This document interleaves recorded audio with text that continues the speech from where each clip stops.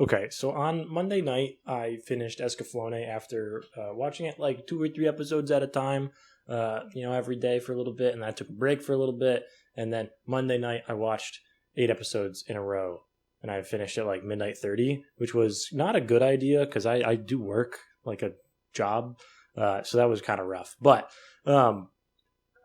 it was really good. I liked it a lot, and I wasn't really gonna do anything about it, and then I thought about it more, and then I accidentally wrote 5 pages of notes on it, and so we're gonna yap. And also, I'm hungry. It is like 5 o'clock, and so I should make dinner. So we're gonna make dinner too. I've also potentially maybe guilty of already starting a rewatch, which is something that I don't normally do. I've rewatched like only a handful of things ever, and the only things I've ever rewatched with consistency are like Infinite Stratos, which isn't a flex and is kind of embarrassing to admit, and then Violet Evergarden, but that's like because it's the best one ever. Not sure how that ties in, but it's something. But yeah, we're gonna talk about the Vision of Escaflowne, and I'm gonna cook. So let's change into the right gear.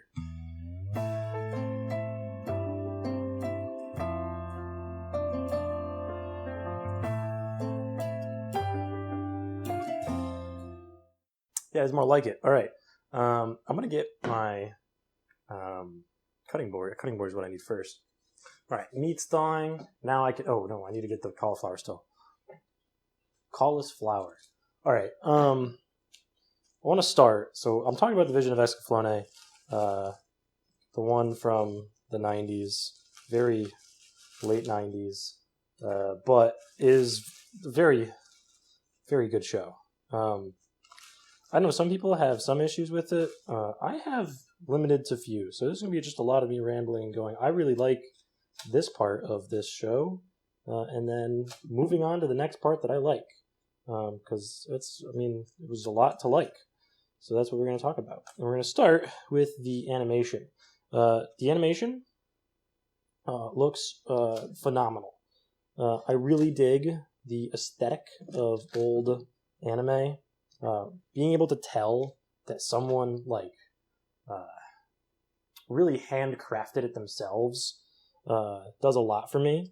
We can tell everything's done by hand, and I really liked the combination of you've got the really shoujo looking characters in a very action-packed shonen-esque world, and then combined with the fantasy backgrounds that are just lovingly animated in this world that really it's they kind of refuse to explain some things, and I really like that. Things just are the way they are, and it's awesome, and it looks really good, and the animation is beautiful. Specifically, it was one thing that I wrote down to make sure I didn't forget is specifically the use or whatever way they use to animate the light beams and the light in general looks spectacular. And it's got such this glowy hazy's the word I looked down. It's got the energy beams of light, and then the energy in Zybok, the cyberpunk villain empire of this fantasy world. It's a hazy energy, but it still crackles. It's very fun. It's such a fun choice, and it's not really that different from a lot of other things that choose to do that with that. But combined with the fantasy elements that are much more the flames and the earth and the mechs, the Guymelefs. Oh my god, the way that they're animated so mechanically in conflict. You've got the natural world, and you've got the mechanical world, and you've got the energized world, and they're all very, very well crafted and animated. Oh, it's so good, dude. It's so good. Another thing, I mentioned that it was old, which means, now this isn't necessarily an old thing, but I've found that it's more often in old things, and by that I mean, I'm just thinking of Gurren Lagann, which is 2007, and it's the last one that I can really think of that has a distinct eye catch, which is the thing before the commercial breaks. I really like the one in Escaflowne. I think it works. It fits. That, and also the way that they do their ending, where it fades into the one image of King Von with the Heartstone over his shoulder, and it like pulses through him, and then the opening starts, or the ED starts, and then all the credits start appearing. Just like the way that it's done, it just got such an aura to it that I don't really find as much. I think the most recent one I can think of that has an eye catch actually is I watched like an episode of Monthly Girls Nozaki-kun, and that had an eye catch, which I thought was really fun. And the one from this past season, Klutz Girl or Prefect or whatever. I watched like 4 episodes of it. I've read a good chunk of the manga, but it had a eye catch as well, or whatever you want to call it, in that, and I thought that was fun too. I like whenever they include them. I think they're fun. I don't know. I think they're fun. I'm never gonna get. Oh, I should turn on the oven. 450. What was I saying? Yeah. Bold move, Simon. What are we doing? Worked out pretty good. I mentioned before that it's kind of got like a very mixed styling of like shoujo and shonen elements, and mixed with the fantasy. I wrote down it's like ye old Yona of the Dawn. Yona of the Dawn is really freaking good. I'm not going to talk about it too much right now because I'm sure that I'm going to talk about it later in its own thing, because it deserves to be its own thing, not combined with something else. But Yona of the Dawn also combines very classical shoujo stuff, because it is a shoujo, but it adds a lot of that action and shonen energy, fantasy adventure type stuff. And it's very, very good, and I like it a lot. I recently read it with my book club. It was freaking rad. Everybody enjoyed it because it's a classic. But this is kind of like ye old version of that, and also it's an original anime instead of a manga that was released over the course of like a decade and a half. Which, to be fair, also very rad. Oh, and then the dub, just really quickly, the dub that I watched, because I did watch it dubbed, is the Ocean Group dub, which is the Canadian one. Which is the better of the two, apparently. I didn't know that there was more than one. It was, in fact, very good. I liked it a lot. There's a lot of, specifically, laughs. Where's love? You're a jerk. And screams. Whenever Hitomi got loud, I felt it way more than I normally do when a character gets loud. And it was very, I don't know, something about that specifically, like the loudness and you could actually like feel almost the pain in her voice, where it was like with the way that she was feeling and stuff. It was very good. I liked it. Very awesome dub. Thank you, Canada, for that, I guess. Yeah, it looks really good, and I like it a lot. Okay, Isekai as a genre right now is a mess, and I've written like 4 different scripts on how much I dislike Isekai right now, and the different ones that I like that are good. And then I watched Escaflowne, and that kind of blew all of the rest of them out of the water, so I don't know what I'm going to do with those scripts, because now they're kind of moot, because I was wrong. This is the best one. Specifically, there's a couple of things that I like about it that I think part of it though is that like it's pre Sword Art Online Isekai are just kind of better, because Sword Art Online kind of killed them. That's not like exactly true, but like it kind of is. Because the gamification kind of happened after that. But, not the point. We're not going to blame Sword Art Online for everything. It's not his fault. It is kind of his fault, but it's not his fault. And I'm sure that it does eventually get good. I couldn't get through season 1. But, Isekai in the classic sense, there's a couple things that I liked about it. First, the summoning is like kind of terrifying. And is like treated with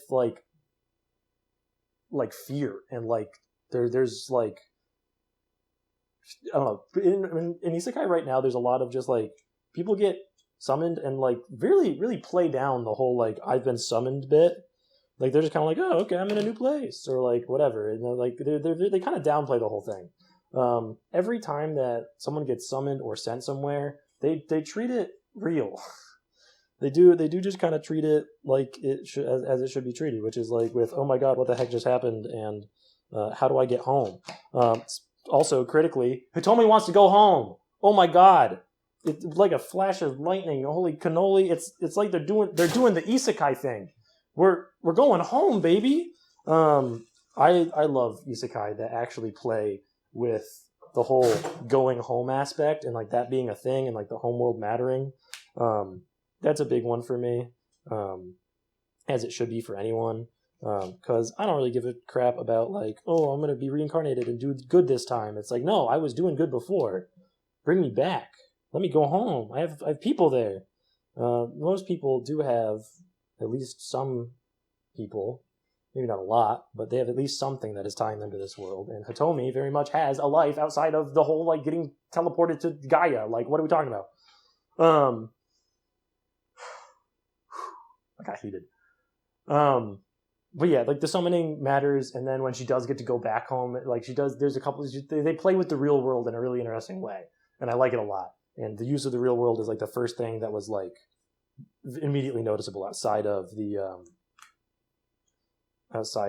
whole like teleportation in itself. Like getting her to Gaia is treated with fear, and that is correct. That is the correct response. Thank you, Hitomi. Hitomi has a lot of just correct responses to things where it's like normal fantasy crap, and then like she just like responds to it like what is going on, and it's like, yeah, that's how you should react. Dude, I'm so glad I wrote notes, because this would be even more disorganized than it already is. I like, what is it, isekai world building right now is kind of a mess. There's a couple that are good, but isekai and like fantasy in general is kind of having a bit of a moment right now. I know Witch Hat Atelier is like doing its thing and whatever. I tried to read the manga like 3 times. I'm sorry, I couldn't get into it. I'll try the anime eventually. Please don't like hurt me. But I really dig the world building in Escaflowne because it is so different than the normal.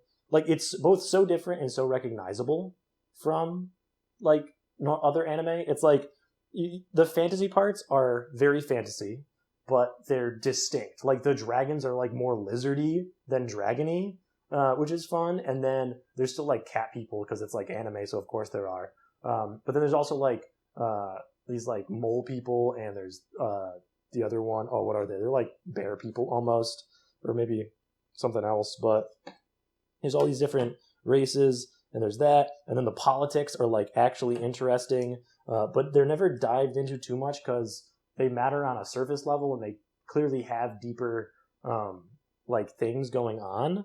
But we kind of only see a snapshot of this world. We don't see the whole world. So we kind of only learn as much as we are, given the opportunity to. But we are given the sense that they are real, and we can see the effects of everything, which is really important. Because if you don't see the effects, it's like the politics don't really matter. And also, importantly, we also have the mechs. So we have, as I mentioned, we have the fantasy and the natural world, which is really cool. And then we have the mechanical world built of the Guymelefs that are powered by the energy crystals of dragons. Rad. And the Guymelefs like are first referred to as like Melefs, which is really fun. And so the Melefs are like, and then they end up being officially called Guymelefs, and that's just like their word for mech. And it just kind of is, it's dropped on you, and you just intuitively know it, and that's what it is. So like in my head, I don't think mech when I think of this show. I'm thinking Guymelef. And it's like, oh yeah, that's Vaughn's Guymelef. That's Escaflowne, baby. There's also a part in it, speaking of just words that are just kind of dropped on you, willy-nilly style. In like episode, I think 7 or so, it's early on, they go to basically raid like the Zybok floating fortress, and it's floating in a Levistone field. And previous to this, we are shown Levistones at work doing their whole levitation thing. And we just kind of accept it, and then they're given an explanation very kind of offhandedly, and they're given a name, and it's like, oh, cool, they have a name, and I get now what they're like, okay, so there are some stones that do levitate, and that is a thing. Like, whoa, that's cool. And we can go up and down with them, and that's how it works. Awesome. Just like having world building that you don't feel the need to explain, and then when you do explain it, you do it in a natural way where it's like, oh, look, so they're hiding in the Levistone field. Let's go there. And you're like, oh, Levistone, that's a cool new word. And it's very good. A very good world building, and that is something that you need when you make a fantasy world that you're going to. Ba-da-bum-bum-bum-bum. Zada-ba-ba-ba-ba. Spraying it with oil. Yeah.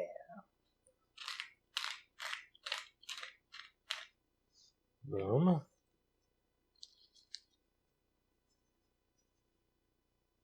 Boom, salt and pepper. Give it a little, the world's babyest shake because I'm afraid of spilling it and I don't want to dirty a spoon. Good enough. Isekai is also as much of a like as much of it as it is like a fantasy genre, and like Isekai itself is like a genre, sort of, kind of. It's also kind of like a horror genre to an extent, where like you've been transported to this new world, and new is scary because it generally is. Like, we like new things, but also like that many new things can be scary. And specifically in Escaflowne, holy crap, do they lean into the horror parts of it? And specifically, they lean into like kind of like almost body horror in a way, and it's like genuinely kind of like gruesome. Like the action and like some of the things that occur are like they're just so gruesome and like not horrifying, but like it's a little bit of horror, and I hate horror usually, but it's done so well here to like deepen the world. And like I've got some examples, but like they're like a little scary. The first of these is Plaktu. Plaktu is like a priest guy who's going to visit, help them out, and he gets kind of jumped on the way. Some things happen to him. Don't worry, by the way, I'm not going to spoil a lot of the plot. It's going to be kind of word salad if you've never seen the show before. This whole video, it's a little scattered. It's not like an official. It's bullet points for the most part. I just want to talk about it. So don't like worry about that. But also, like, you should watch the show. You should watch the show. But speaking of, anyway, body horror, we're going to do it. Plaktu, he gets his like soul drained from him, and he gets like mummified. And the draining of his soul is already a little freaky, but they don't show the mummified body until later when the body is found. And that's like when they realize that something happened to Plaktu. And that's like, it's very well drawn. It's very interesting. It's like a little spooky. But like that is just like generally blah. And then the guy that is impersonating Plaktu, he like transforms a little bit here and there, and that's gross. Every time he transforms, it's like a little gross. It's like a little bit like if you animated the Animorphs thing, but like you put all of the in-betweens in, and it's like, ooh, I don't know if I like that anymore. It's a little spooky. And then the way he dies is he gets like crushed, and like they show the crushing in like an interesting way. Like they don't show it. I think it's been like about a week, but at least a week. But it's been like it's very gross, and it's the whole time leading up to it. Hitomi knows that it's about to happen. She's trying to stop him from dying that way, and she can't stop the vision until it happens. Dude, nice. Let's put this in here. What the hell was I talking about? Oh, yeah. Hitomi has a vision, and she can't stop the vision until he does die, and then he does die, and it's kind of heartbreaking because Hitomi's kind of really thrown about the whole thing. But really gross. Another piece of body horror is at one point in the show, Vaughn is getting his Guymelefs repaired. Escaflowne, the name of the show, the cool one. And at that point in the show, or by that point in the show, he's kind of like bonded his soul to it in a way. And so while the repairs are happening to it, he is feeling all of that, and he lets out some real screams. And like his wounds on his body don't close until like Escaflowne is fixed in that way, and like he's like tied down to it's terrifying. It's like really quite aggressive in it.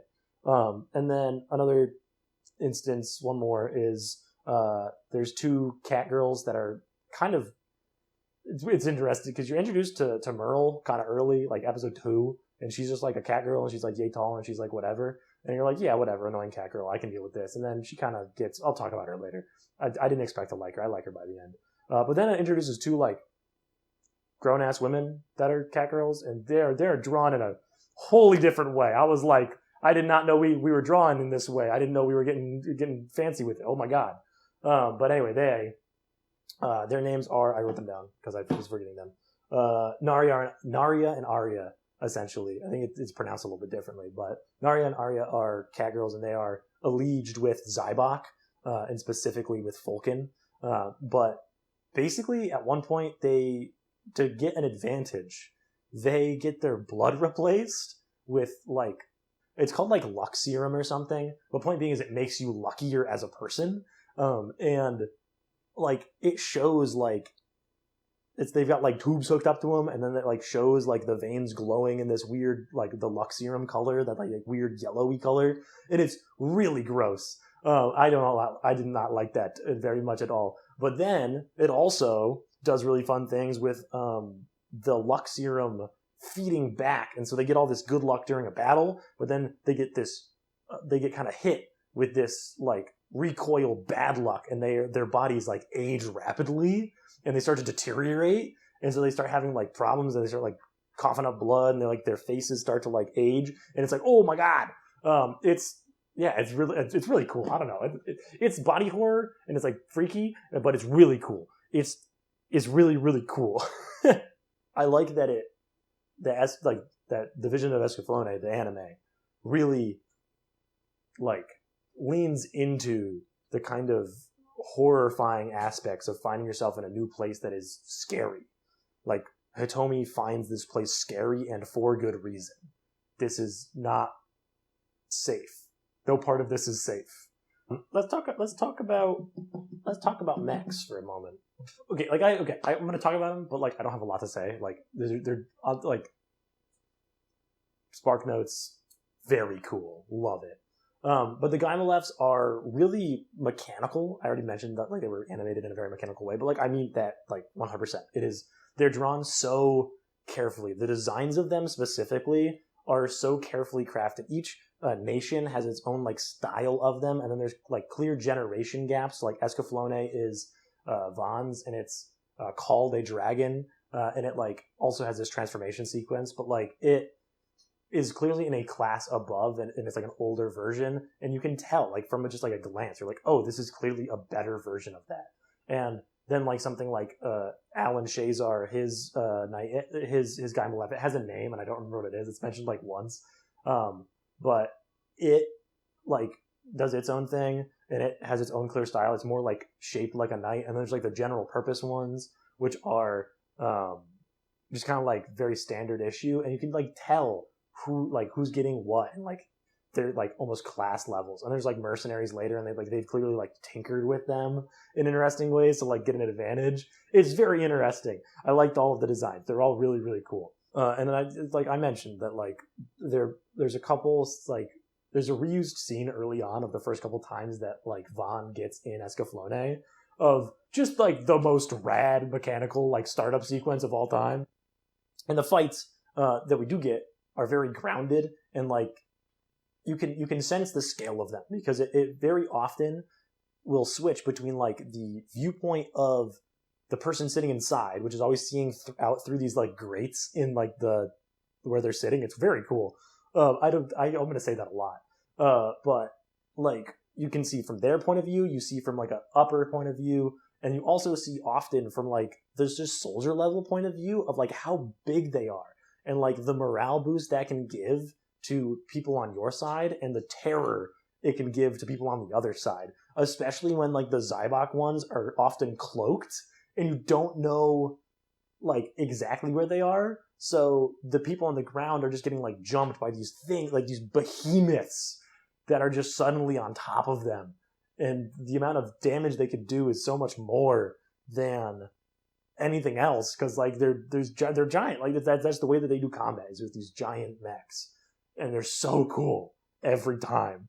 And another thing about the Zybok ones is they're all their weapon choice of the Zybok ones is they have these like liquid metal like attachment things, so like they can shoot them out as tendrils, or they can form them into a blade. They do some really cool stuff with them, and then they also have flamethrowers, which is just like another thing. But because of that liquid metal, they do this really interesting choice where once they get into the Guymelef, where it stores the liquid metal is just like up to here in the place where you are. And so it always looks a little bit like they're about to drown in this like liquid metal. And it's kind of terrifying every time. It's like a little bit unnerving. It like leans into Zybok, like the Empire being just like a little bit more like willing to sacrifice in the name of the greater purpose, like putting them in this very dangerous situation all the time. It's really cool. It's a good mech. Thumbs up. Another thing that I really liked about Escaflowne was the patience it had with the viewer.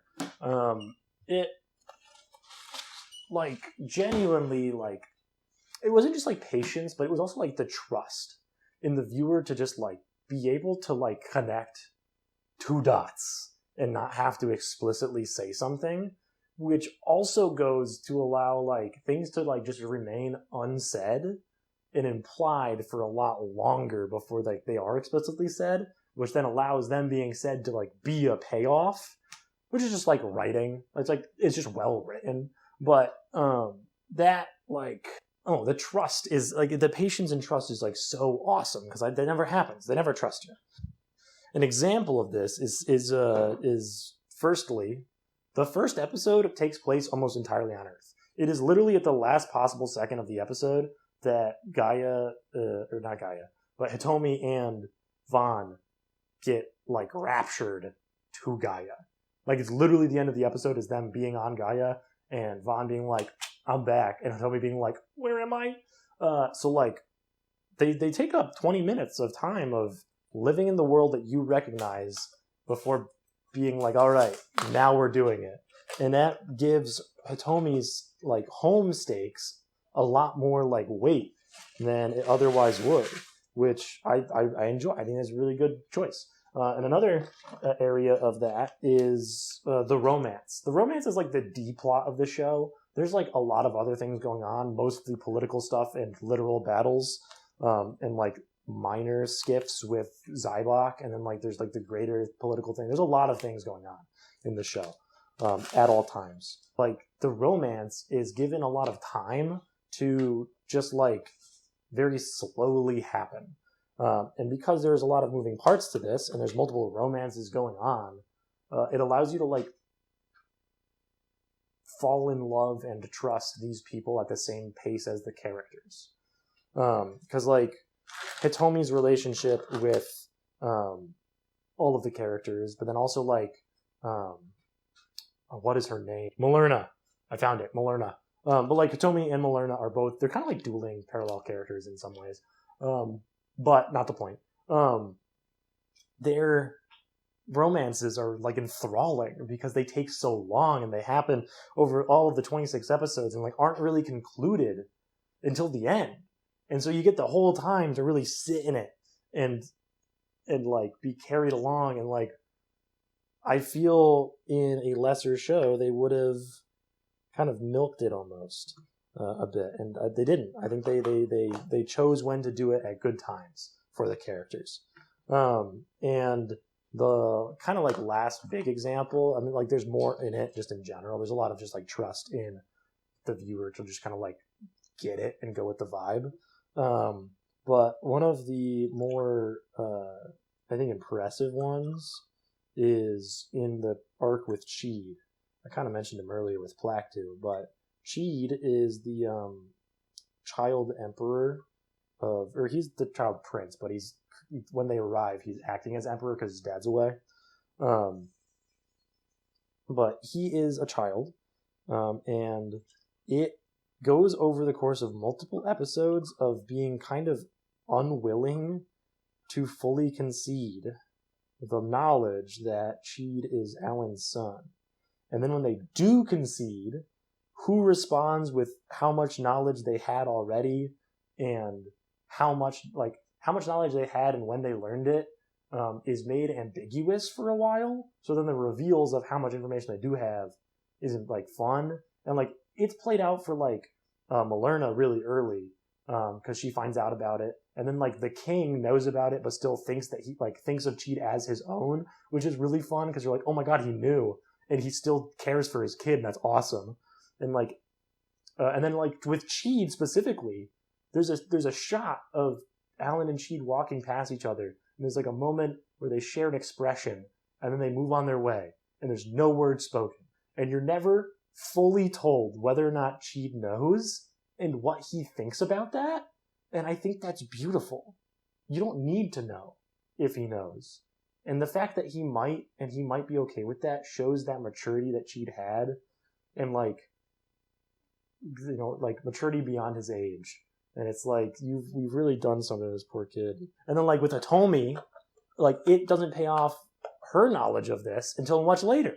Kind of like concluding almost her arc with Alan and being like, oh my gosh, I didn't know this about Alan. And then realizing that when Millerna was talking about a problem she was having with a guy and didn't know that they had a kid, like they were talking about the same person. And they're like, oh my God. And it's like this big thing. And it's like, oh my God, that thing happened. Oh my God. And it's like that playing with who has what knowledge and being patient with it, like allows it to hit. And it's good. It's good. Crazy enough, story is well written. It is good. Okay, you go on the stove now. Okay, so magic system. I really like this magic system, but I know that some people don't. So I want to explain this in a way that I want to see if I can get inside your head, like I am inside of my head, and communicate why I think it's good. For starters, soft magic system. Something like a Witch Hat Atelier, like right now, dominating the charts and whatnot. Very hard magic system. Like a hard magic system has clear rules. You can, walk through them. You can go through them. It makes a lot of sense. Blah blah blah. Soft magic system is something more like just kind of like vibes based in a way, where it's like these are things that can happen, and it's a little bit more loosey goosey. It doesn't have to be perfect. It just has to like match what you think of. There's videos of it by like Hello Future Me, and I've seen them. I get it. I like a soft magic system just because I think they just like allow for just more freedom of just like thinking. I'm just kind of like, okay, well, how would I do this within the magic system that I've laid out? And it's like, well, these things kind of go towards it, so we can just kind of like go towards that in that direction and have fun with it. And so it starts with, okay, there's the beams of light teleportation, so that can happen. You can get summoned, and there's some amount of tarot fortune telling being involved. And it's like, okay, so fortune and future and like fate and stuff is part of the magic system. And then it layers onto that like a kind of belief and trust dynamic, where it's like, okay, with these like elements, like this, using the tarot cards to predict the future and see the future, and then the visions that see the future. There's all this trust elements of just like normal trust, but then there's also like the belief and trust in like the way that Hitomi and then Vaughn uses the pendant to kind of see things that are about to happen, and that being more of like a belief thing than a true like fate thing, where it's like, oh, I am picturing Merle, a character, a person who I know, and so I can like think of them, believe in them, think of like how that works, boom, I can locate them. Or like in battle, where it's like, where's the next attack going to come from? I am trusting fully like the fate of the universe almost. Tell me where they are. It's like, whoosh, there they are. Boom, stab them in the back. And it's rad. It's very cool. And then after we've added on, I got to make sure I put this in the right order because it's important a little bit. After the whole belief and trust thing, where it's like clearly fate exists and that is a thing that is happening, it adds in luck to the mix, and then hardens down on fate, where it's like, we're going to add luck element with the blood luck that I already talked about earlier.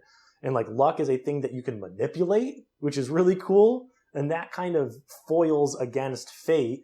And then fate gets doubled down on in a really cool way. That gets turned down a lot. Holy shit. And then that gets doubled down on in a way where it's like really interesting, where it's like luck is something that can change fate, but we can also just change fate.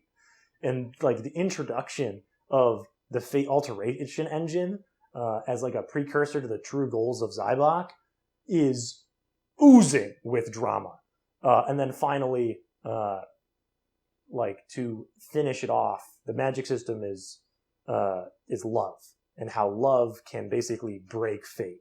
And I think it's cute. I don't really have a problem with that, and it tracks along the whole thing, because it's like you got fate, and then you've got trust, and then you've got luck, and then you've got love, and they kind of like, and they're like, I don't know. I traced it perfectly. I was right there with them. I was like, yes, of course. The show is trusting in the viewer to follow the trajectory, and nothing it does, like going from like one to the end, can feel really weird, but just kind of traveling along it feels very fine. Like going like at no point does something happen where you're like, I don't believe that would happen in the world that you like the parameters you've set up. And it's like, oh, it's like we're just like unlocking new doors where it's like, oh, this new step is involved, and it's very good. And I think that also goes along with the patience of it, where it's like it's not all thrown at you all at once. It's kind of like layers of this soft magic system, finishing with love saving the universe, which is awesome. I love it. I like when it does this. I recently reread Magie Lumiere, and truth be damned, like I like when the power of friendship does its thing and it's written in a really fun way. Sue me. I like when that happens. I like when the power of friendship wins. But like this one being specifically love kind of beating fate, I like a lot. I think it works. I think it worked. It's fun. It's a good magic system. The other part of it though is that it isn't just like things happen for no reason. Things very much happen for a reason, and specifically, magic has a cost. Like, Hitomi frequently, from her visions, just passes out, and has his, recoil. She has, feels like the physical pain of some of the visions that she sees, which is scary for her, obviously. And we also see with luck, how that, the overuse of luck, recoils into that bad luck, which then hurts not only Neria and Aria, but also Fulkin with his black wings. And it's like something has happened where he's abused a power and he has paid for it. And so none of these powers come lightly. And then even with Dornkirk, the overall villain who's lived for kind of a while, it feels like, he has paid he's put forth his entire life and staked kind of the entire future on fate. And we are shown the cost of fate and how it has costed him his entire life, where it's that entire everything. It's costed him everything, and then he dies. And it's was that worth it? Was that worth it, dude? Dornkirk? But that cost is really interesting, and also the way that they play with fate as a concept and how it can be changed, whether it be by malicious means or through almost its own soft magic system, versus being able to break that with love. Okay, there's a scene. It's so good. Okay, there's an episode where, one second, let me get my lemons in so I can pretend to be doing something. Okay, there's a scene in one of the episodes. I don't know. It was in my long spree of 8 at the end. But to mess with the future and to allow for the future that they want to exist, right? Zybok is basically there's something interfering with our future. We got to do something about it. And the thing that they have to do about it is basically make it so that Vaughn and Hitomi aren't in love, and to stop whatever love is forming from occurring. And how what they really want is, the easiest way to do that is to take the feelings that they know that she potentially has for Alan and make them fall in love instead. So it's okay, we have to make them fall in love. And how are we going to do this? We're going to get inside of the fate alteration engine, and we're going to have Fulkin and it's Aria and Fulkin basically act out what they wish to occur, and they use the energy of the universe of Gaia to focus this thing into existence. It's basically the belief part of the magic system, where it's the fate that I want is this, and I'm going to proclaim it so aggressively that fate changes around me. It's so interesting. And then they funnel all this energy into it. And they're on this catwalk thing, and they're acting as those people, where it's they're referring to each other as the characters that they want. And they are forcing the fate of Gaia to bring these two together. And it's pouring rain, and it's, Hitomi is out in the rain, and she's looking for Vaughn, but then it's not Vaughn that she finds. She finds Alan, and then Alan's also looking for her because it's raining and he's worried about her. And then Vaughn's also out looking for her because he's worried about her. And then we get to the truly heartbreaking part where Alan and Hitomi find each other on a bridge in the rain, and then they talk to each other a little bit, and then they're like kind of realizing some love for each other. All the while, in the fate alteration engine, Vulcan and Arya are also like acting it out. What do you need based? I can't help you. And they're acting it out, and Arya's having a bit of a moment because she like actually loves Vulcan a lot of it. So like it's kind of complicating things, and she's finding it hard to act. And Vulcan's doing his best to do it, and he's doing a good job. And like and then they kiss on the catwalk, Vulcan and Arya, and then the drama. Alan and Hitomi kiss, and guess who freaking sees it, dude? Guess who sees it? It's fun. Oh, dude, I was on literally the edge of my seat, and I tracked it the whole time. Everything made sense, and no part of it left me confused. And I was the drama. It was so good. The drama was so good. I was so there for it. I was like, yes. Well, I wasn't like yes. I was more like no. But I was the writing was so good for it. It was so tense, and then like seeing the villain's plan work is always like a little bit. How much is in here? Ooh, not enough. Is always like a little bit worrying, but like the scale of it was so fun. But yeah, it's like at the end of an episode, and it's it's heartbreaking because I like Vaughn at that point. But like fate as I don't know, the magic system makes a lot of sense. And then the final plan for Zybok is to basically recreate the power of Atlantis, which basically lets everybody dictate their own fate exactly how they see fit and what they want. Which I don't know if you know this, bad idea. To just let people get exactly what they want all the time. It sometimes leads to not good things. I know it's a bit of a shocker there. And with that, a lot of things happen, but then it's beaten by love, and that's awesome because love, in fact, does change the fate of the universe, and I like that. That's awesome. It's like almost a third of a cup. I'll take it. Oh, that is tart. I don't know why I did that. I should shake my cauliflower. Ah, steam.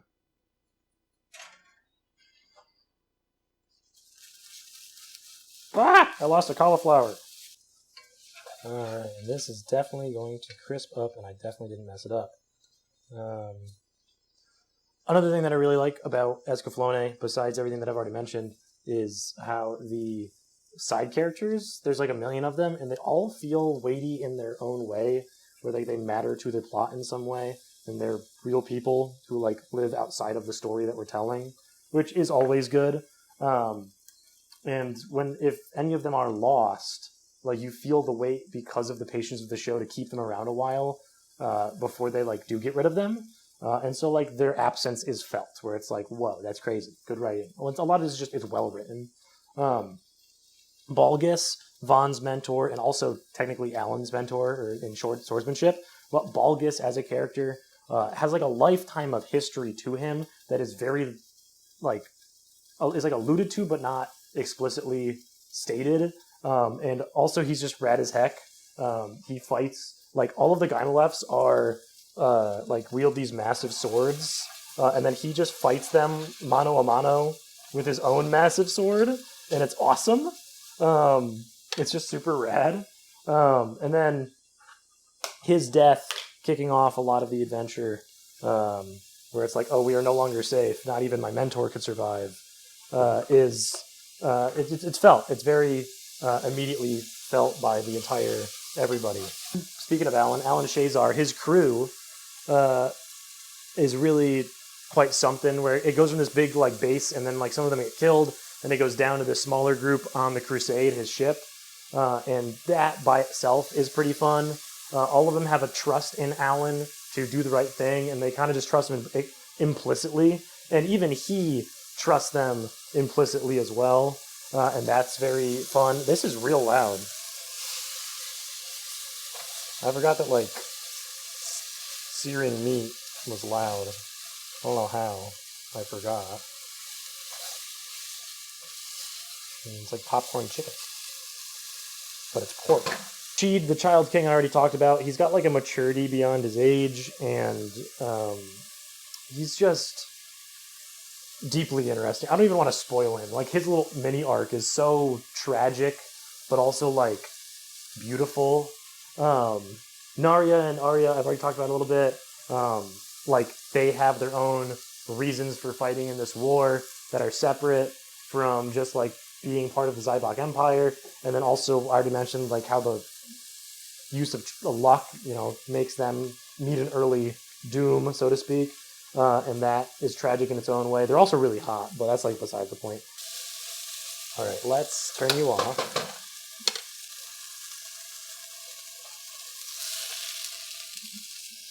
All right, meat's out. Boom. Fulkin, another character. He's not really a side character. He's one of the main villains, kind of. But Fulkin is shown to really go to a very extreme lengths that seem almost like irrational to a degree. But he's deepened by his eventual realization of, like, that the costs were too high, and it doesn't, like, fully redeem his character, and it's not really supposed to. But the realization that the costs were too high and that he has made a mistake is very fun, and kind of add a little bit to what's going on. I think I'm actually going to do this slightly differently because I don't trust it. Because I'm supposed to add butter in a second, and there's also supposed to be scrapey bits, but I don't know if you've noticed. I ain't got no scrapey bits. Let's just a touch of flour from my flour. And I'm going to make a little roux. And then we're going to add in our lemon juice and stock and capers. All at once. Oh, I didn't get all my capers. There we go. Another villain is Dornkirk. His overwhelming greed is kind of continuously expanded on and kind of elaborated on in interesting ways, which gives him a bit of depth as well. Everyone has a little bit of depth, but it's fun to see all of the side characters being given a little bit more than just, like, an irrational, like, evil or good or whatever. It's always nice to see someone try with, you know, writing. And then one of the final bits on villains before I get to my favorite villain of them all is the Dragon Slayers as, like, a corp, and their kind of, like, trust and respect for their higher ups and for the cause, and, like, for Dilandau, and, like, their deaths and what it causes in Dilandau. Like, the Dragon Slayers themselves are fun, and, like, the fact that they're all given names and that Dilandau knows their names is, like, almost a point of, like, it's such an interesting, like, bit of world building that adds to Dilandau and to them. But let's talk about Dilandau a little bit. Dilandau is insane.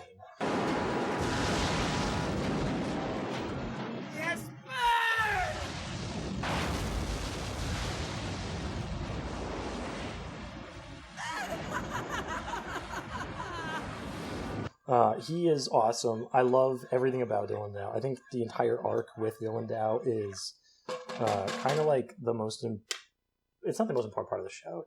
Like, there's a lot of other things that happen, but I think its addition is kind of like adding Zuko to Avatar: The Last Airbender. Like, Avatar: The Last Airbender could still have worked without Zuko, or with Zuko just kind of being a simple villain that they move on from.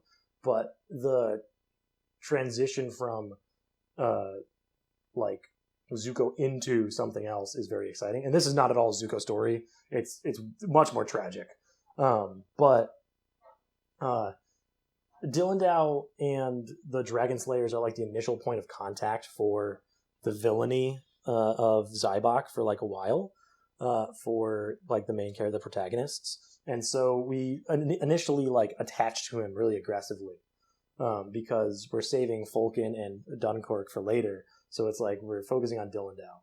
And Dilandau is insane. He's like clinically crazy. But we're given depth to that later. But his like brutality almost, it's more like his brutality and his like anger. It's like deep anger at like being alive and like being in existing in a world. Like he's got a deep anger to him that is pointed often to the Dragon Slayers, but like it's not an anger like at them for failing, but it's an anger at them for knowing that they could do better. Like he has a full, complete sense of trust in them to do what he asked them to do. And like his overall vibe and craziness is very obviously like it leads him to a bit of a spiral, which is like super expected. But that doesn't make it bad. Like the way that he spirals is very it's enthralling to watch him spiral out of control. It's okay, it's a little burnt.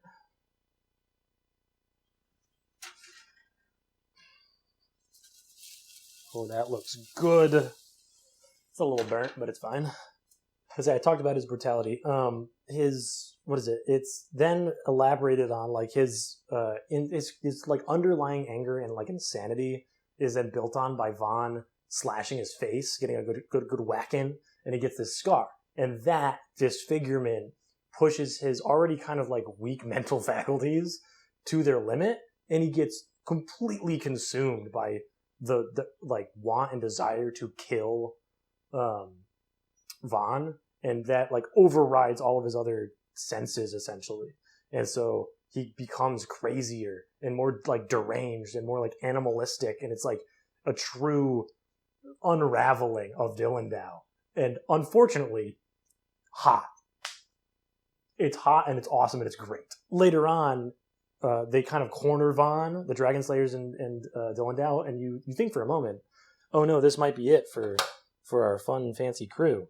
But no, Vaughn absolutely obliterates the Dragon Slayers, leaving just, being consumed in a way by the horrors of war before he can kill Dilandau. And so Dilandau, we leave Dilandau horrified, terrified of what Vaughn has become, and we leave him with having lost his like anchor of the Dragon Slayers.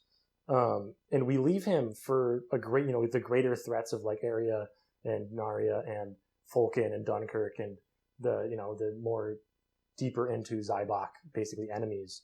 And we like leave him for a little bit.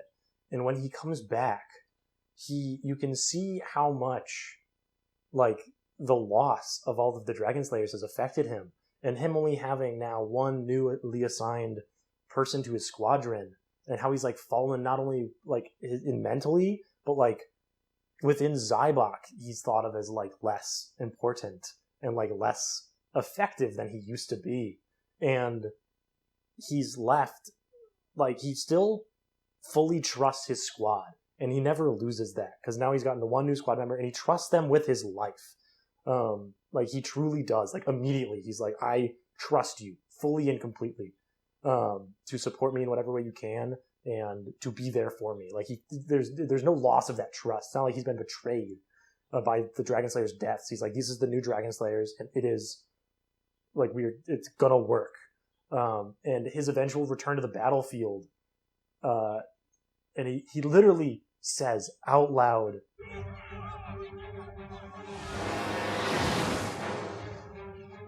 "Did you miss me?" And the way that hits, there's such like a deep sadness behind it, where it's like Dilandau's desperation to not be alone, and like now without the Dragon Slayers, his new home is the battlefield with Vaughn, and like that's the only place he belongs at this point. and that the only place he's not alone. And so like the "Did you miss me?" I did miss him, and seeing him in that, it's just so powerfully sad, and it's so good. And then during that battle, he gets kind of whisked away before he can, murder some people. He gets whisked away by a beam of light, and then we don't see Dilandau for a little bit, but instead we see Alan's lost sister, Selena, show up. And they look surprisingly similar. And it's pretty straightforward what's about to happen here. But basically, they go to visit the Alan and Selena's mother's grave in Astoria. And it's like, wow, that's crazy. I can't believe Selena's here. That's so crazy. I'm so glad that I found my lost sister. But then Selena reverts back into Dilandau and is saved by their Dragon Slayer companion that they trust fully. And they're whisked back to Zybok. And there's this like acceleration of the fate, like alteration engine, where once it gets to completion, we get all these fates that want to happen are competing, and for them to all manifest, things like have to like be weird and change. And the deepest way that it's shown is that Dilandau's want to not be alone and Alan's want to find his lost sister combine fates to rewrite fate so that Dilandau is actually like Selena was captured as a child and then experimented on and became Dilandau, and like the fate alteration engine is reversing that cause, and Dilandau's want for not to be alone and Alan's want for his sister results in Dilandau becoming Alan's lost sister. But that also erases Dilandau, because when he's Selena, he does not remember she is Selena at that point, and she doesn't remember the Dilandau stuff. So what that tells us beyond the text is that the world after this war has no place for Dilandau.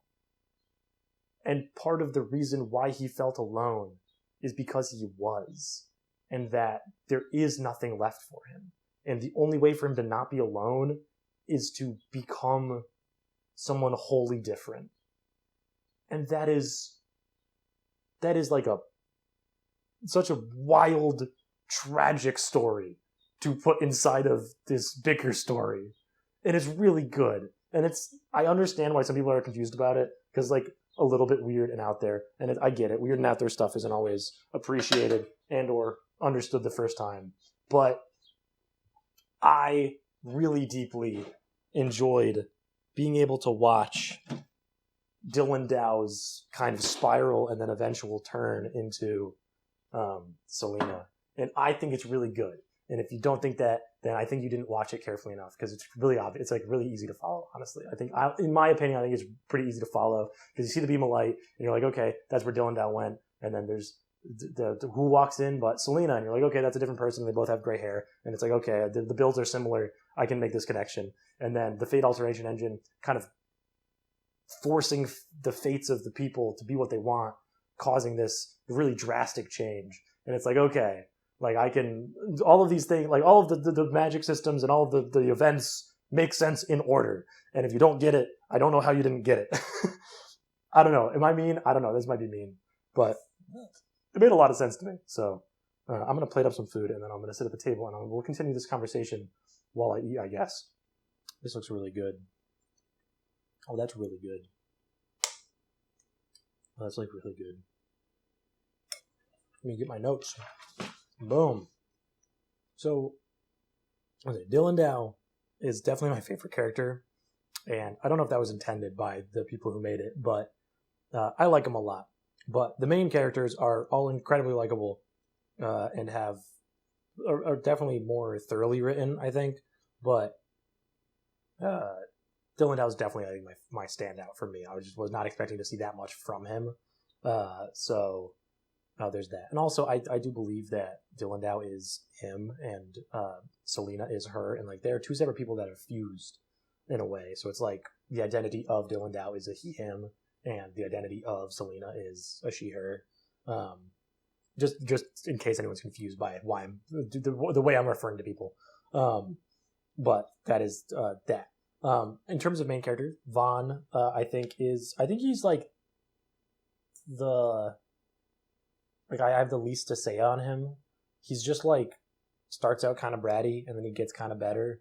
I do really like how his love for Hitomi is like repressed, and like the way he expresses it is through like using her powers, but like that's not actually why he wants her to be with him. Like he wants her, but like his rationalization for his love is like, no, I don't want her, I want her power. And it's like, no, that's not what you want her for her. And it's like the way that he misconstrues it is very human, and that's like kind of the biggest thing that I like to note on Vaughn. The other thing actually that's interesting with him is his foil with Alan, where Alan's kind of the already matured person, and clearly has already learned the lesson that Vaughn is learning, where Vaughn is still very in his like self-sacrificing hero mentality, where he's just constantly trying to like get himself killed in the name of protecting people. But then there's constant pushback from people he respects and his mentors, like Vaguest and Alan, and then also from like the people he's protecting, like Merle and Hitomi, and like the pushback of like, hey, dying isn't worth it. Like you have to, like, living is the more radical and hero-like option here. Like dying for others is not like the cost isn't worth it, and they don't want that from you. What they want is for you to live in whatever way that means. Sometimes retreat is the right option. It's really good. I don't know. It's a very straightforward character. Starts out bratty. You end up liking him by the end. Pretty good. I liked him. He was all right. Cauliflower got to be like a top 2 vegetable. Speaking of Alan, Alan is introduced with like an entire lifetime of backstory to him and like behind the eyes, like the way that he acts. So you can tell there's so much history to him already, and like some of the characters around him, and it's very obvious. And it's like later on, like you realize like just how old he is. I think he's supposed to be like 25 or something, which is like a little weird in hindsight, but like you just know these like early, like late teens, early 20s. He's had a life clearly, and the slow drip of information of what that life, like the life he led was is very interesting. And like the who knows it is also I talked about the whole cheat arc, and like he's involved in that very heavily. It's very good. And specifically though, like he has this lifetime of history, and part of that is a lot of guilt and regret, and that feeds into the way that his like relationship with others goes, and specifically the romance with not only Hitomi, but more importantly with Millerna, who is really well written as a female character. I like it's good, but the way that it feeds into it specifically, where his kind of constant like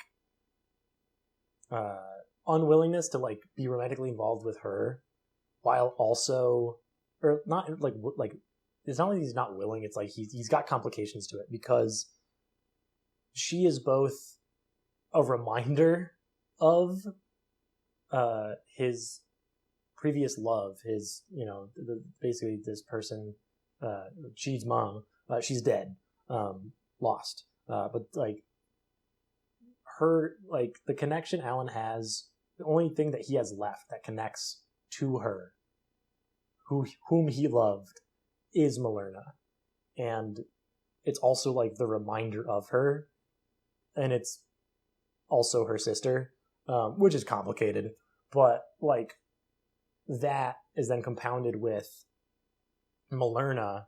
By the end of the story, Millerna has realized at approximately the same time as Alan that Alan has like realized that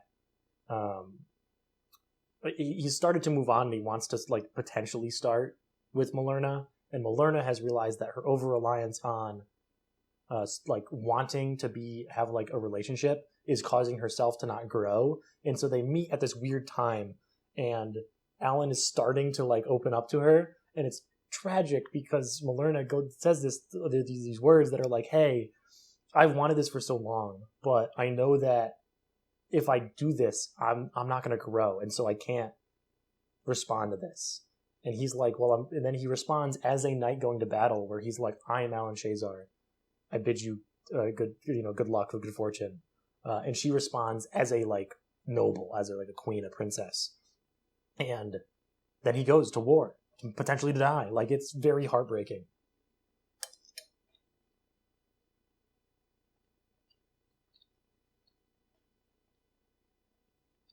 Dude, anyone can cook. This is really freaking good. Anyway, that whole exchange with Alan and Millerna happens directly after another exchange with Millerna and Dryden. Dryden is someone we pick up like halfway through the series, and he's basically Mr. Moneybags, which is like a trope, whatever. But you meet him as like skeezy businessman, kind of like he's got like a weird. He doesn't have like a man bun, but like he's the type of guy that would have a man bun. I don't think he has a man bun. He might, honestly, but he starts as like kind of like you see him in a kind of a negative light. He's like someone who talk about Bitcoin probably, but what we really learn is that he's a guy who has money, who realizes that money can help people, and is doing everything in his power to help the citizens of Gaia in whatever way he can, and help those around him. And he's just a helpful guy. He's a dork, and I love him. And so does Millerna. But Dryden has this like outburst to Millerna, and Millerna's like, "This isn't like you. Why are you doing this?" And Dryden's like, "Because I know that I can't be with you." And this is right after they got like married, basically. And he gives her back his ring, and he goes, "Hey, you need someone that isn't me, and because me knows that a war is happening, and that once this war is over, there's going to be a lot of people who need help, and I have money and I can help, and I am bound by this civic duty that I feel to help people, that I can't be the one to support you. I have to do this, and I will come back, but I don't know when or how long it'll be or what it is, but I deeply love and respect you."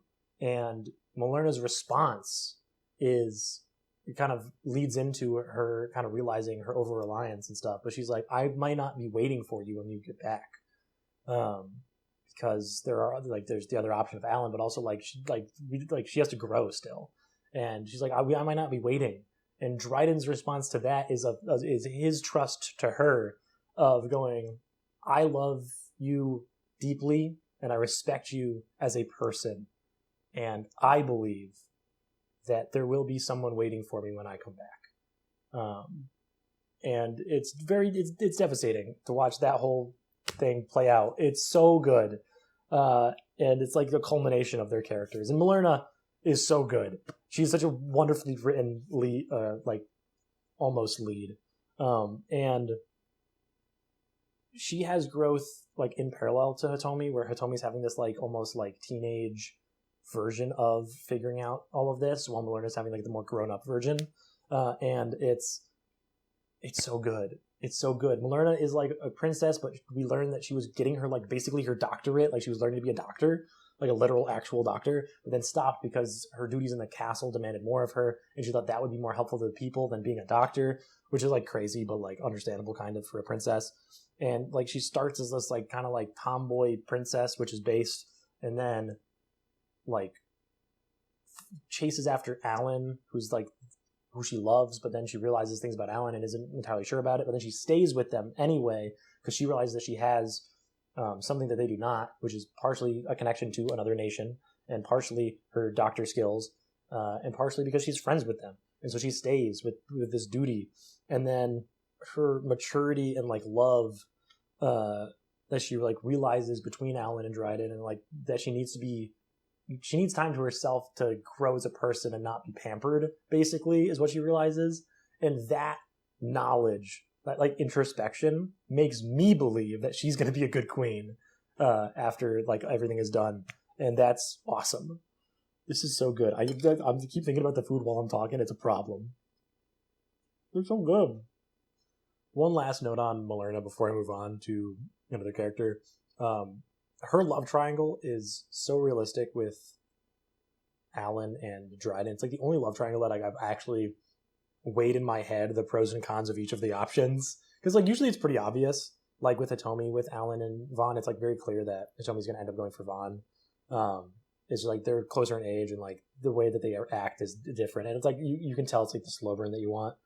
But with Dryden and Alan, the choice is much less clear, and it's just way more fun. It's just very well written, and you can like count like in your head, like you do the calculus along with her, like of the pros and cons of each. It's just really good. Merle is a cat girl that I mentioned earlier. She's like the kind of not final. She's the only like person that Vaughn has to like connect him to his home, which is not Astoria. Astoria is the land of like Millerna and Alan. His is something else. I've already forgotten the name of it. Felonia. I found it. I've just remembered it in my head. He's the king of Felonia. And so Merle is like his only connection to it after it's destroyed. And she's known him, his whole life or whatever. Or her whole life. I don't know which one's older. But she's initially incredibly hostile towards Hitomi, to the point where she almost lets her get kidnapped in like episode like 4, which is crazy. But it's the constant exposure and time spent with Merle that you kind of let down your walls a little bit. She's kind of a comedic character, but her willingness to start showing and like leaning on Hitomi during times of stress and emotion show that she does in fact trust Hitomi more than she lets on. And then eventually her like relinquishing of Vaughn to Hitomi is something that I didn't expect to believe in and like as much as I did. Because she kind of is like, hey, she's like the push that Vaughn needs to allow himself to just love Hitomi. And Merle being that character is really interesting, just in the context of everything. No point denying it. Can't stop thinking about Hitomi. And I know why. It's because you love her. Last but not least, there's Hitomi. And Hitomi responds to everything that happens to her in the most real way, and it's awesome. She's the most believable Isekai protagonist of all time. She, besides maybe like Gregor the Overlander, but that's another video. She responds to everything very realistically, and how the magic system kind of plays with specifically Hitomi and her connection with fortune telling and fate and stuff is really interesting. And then also her emotions, like amplifying stuff. Very beautiful, very awesome, very cool. Her complicated relationships with characters, as I mentioned, like the show is patient. And so you like fall in love with and begin to trust characters at the same rate that she does because the show is careful with the pacing. The best part of Hitomi's character comes to light in the kind of two-parter where one episode ends with Hitomi really popping off and being like, I don't want to be a tool of war. I think this war is stupid and pointless, and it's a bad idea, and I just want to go home. All I've wanted to do for like 20 episodes is go home. Just send me back already! Please, all I want to do is go home to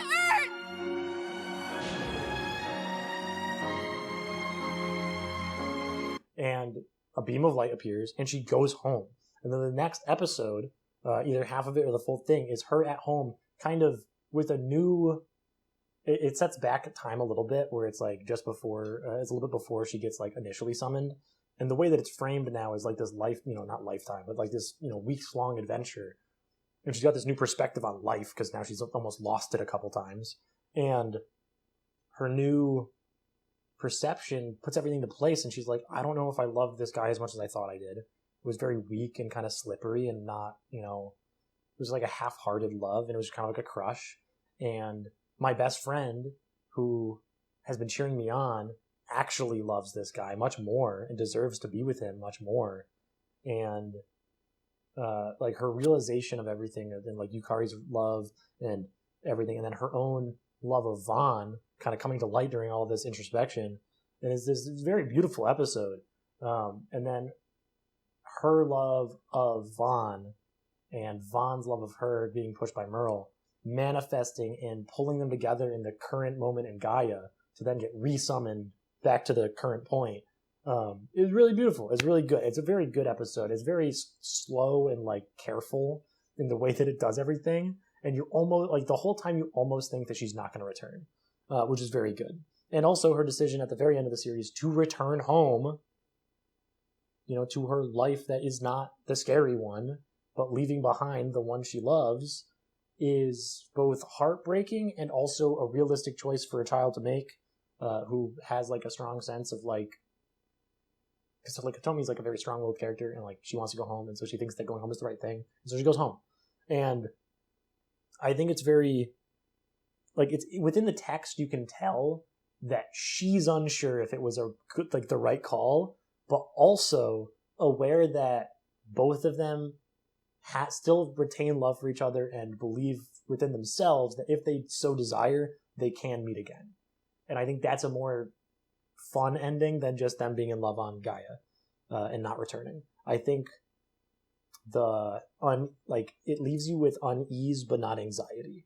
Like you still have questions about the future, but you're not like anxious. Like you still know deep in your heart that everything's going to be okay. And I think that's a better ending for Hitomi's character and also the show as a whole. Following this whole story is a treat. It's really good. I think you should watch it. If you made it this far without having seen it and you even thought that any of this word salad sounds good, you should watch it. And if you are hungry like me, you should eat your food instead of watching this video, or yapping like I am. I'm going to finish this, and then I'm going to get seconds probably. So don't even worry about me. Pork piccata and cauliflower and wild rice. It's a good combo. You should try it. It's pretty good. I don't know. It's pretty good. I don't know. I think it's delicious. I might eat all of it right now. I'm supposed to have leftovers after this. I might just eat it all. I'll be completely honest. I might just eat an entire head of cauliflower, an entire box of rice, and 4 pork cutlets right now. I might just do it. Is it a good idea? No. Was watching 8 episodes in a row a good idea? Not really. I stayed up too late. But it's good. So I might. But the other thing is, like, if you don't vibe though with like Escaflowne after like the first like 3 or 4 episodes, don't finish it. Don't feel like you're required to finish it. Like, if you don't like something, just don't watch it. Like, I like this deeply. I think it's very beautiful. I put it in like my 9s on Anilist. Like, it's good. But if you don't like it, then don't watch it. Like, if you try it and you're like, nah, I don't know about this, but he said it was really good, like, don't feel free. Just drop it. I don't care. I drop everything. Like, literally everything. Look at my Anilist. It's on the screen. I'll put up my drop percentage. It's abysmal. I drop everything. Like, if you don't enjoy it, drop it.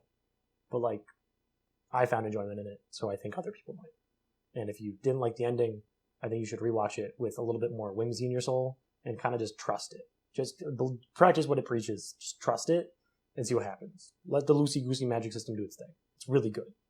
And also, during the couple episodes that I've rewatched now with a friend, is I'm noticing, like, they just say things, and you just kind of, like, don't notice that. Like, things just happen. Like, they mention Fulkin in, like, the first episode as the character that he is, and, like, that's, like, a reveal that happens, like, 6 episodes later of, like, that there's a connection, and it's like, oh my god, it was good. It's very well written.